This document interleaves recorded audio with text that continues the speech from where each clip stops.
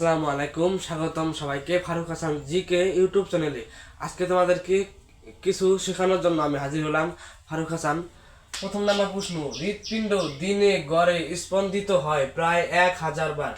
প্রায় 1000 বার, প্রায় 1000 বার, এই কথাটা মনে রাখো। প্রায় 1000 বার, কয়বার ভাইয়া? প্রায় 1000 বার। আমাদের যে হৃৎপিণ্ড কোথায় থাকে ভাইয়া? এখানে থাকে। এই হৃৎপিণ্ড যদি স্পন্দন না হয় তাহলে আমরা কি বাঁচবো না। তাহলে মানব দেহের হৃৎপিণ্ড স্পন্দিত হয় প্রায় 1000 বার। কয়বার ভাইয়া? 1000 বার। 2 নম্বর প্রশ্ন, মানব দেহের স্নায়ুতন্ত্রের প্রধান অঙ্গ হচ্ছে মস্তিষ্ক। তোমাদের শরীরে যদি কোনো জায়গায় কাটা যায় বা আঁচড় লাগে, সাথে সাথে আমাদের স্নায়ুতন্ত্রের মাধ্যমে মস্তিষ্কে সিগন্যাল পাঠায়। তাহলে কি ভাইয়া? মানব দেহের প্রধান অঙ্গ হচ্ছে স্নায়ুতন্ত্রের প্রধান অঙ্গ হচ্ছে কি ভাইয়া? মস্তিষ্ক। 3 নম্বর প্রশ্ন, মানব দেহের কোন রক্ত অক্সিজেন বহন করতে সাহায্য করে? মানব দেহের যে 3 রকমের রক্ত, লোহিত, স্রোত এবং অনুচক্রিকা, এই 3 ধরনের রক্তের মধ্যে কোন রক্ত অক্সিজেন বহন করতে সাহায্য করে? এটা হচ্ছে লোহিত রক্তকণিকা।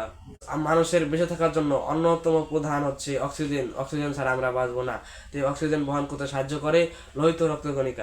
তারপরে ডিএনএ থাকে কোষের নিউক্লিয়াসে। কোথায় থাকে? কোষের নিউক্লিয়াসে থাকে ডিএনএ। মানুষের ভিতরে যে কোষ, সেখানে থাকে ডিএনএ। এই ডিএনএ জীবনের নীল নকশা, যার মাধ্যমে মানুষকে চিহ্নিত করা যায় বা বংশবৃদ্ধির ধারা হচ্ছে ডিএনএ।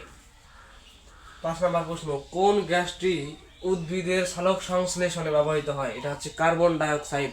উদ্ভিদ যে কার্বন ডাইঅক্সাইড ব্যবহার করে সালোক সংশ্লেষণ প্রক্রিয়ায় সূর্যের আলোর মাধ্যমে খাদ্য গ্রহণ করে, সেটার কথাই বলা হয়েছে এখানে।